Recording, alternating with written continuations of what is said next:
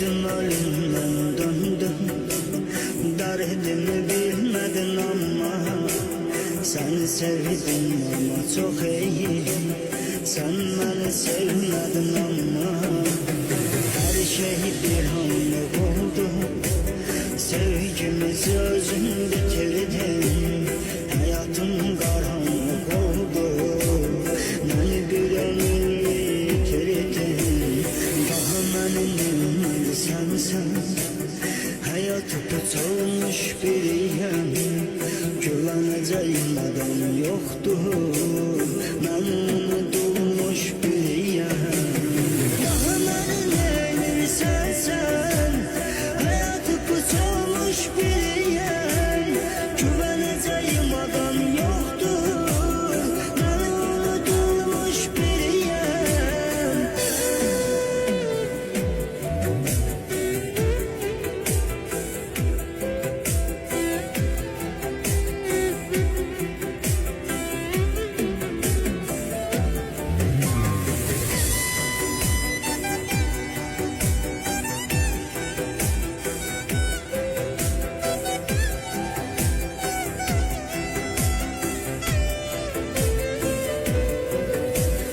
Kalbini kırdın zalim, ah sana ben neylemişim. Heyif ki gez başa düştüm, ömrümü mahveylemişim. Belki de benden ayrı, hayatım yeniden başlar. Sana akıl vermez alanlık, gözümden akan yaşlar. Daha benim sensen, hayatı put olmuş biriyim, güveneceğim adam yoktur.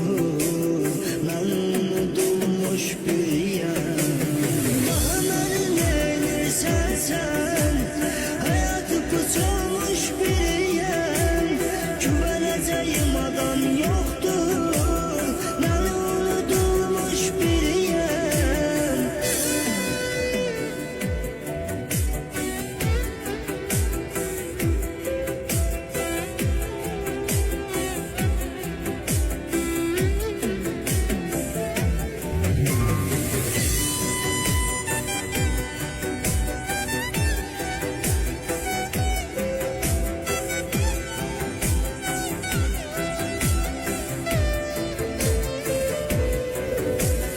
Senden acılar verdim, bela olur mu seven insan?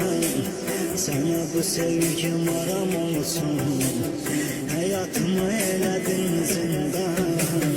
Tenha kalıp üzülende, kimleri satacak adına? Resimlerine bakacaksan, ben onda düşeceğim yadına.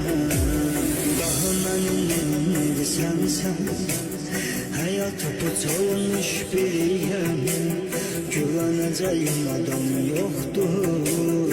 Ben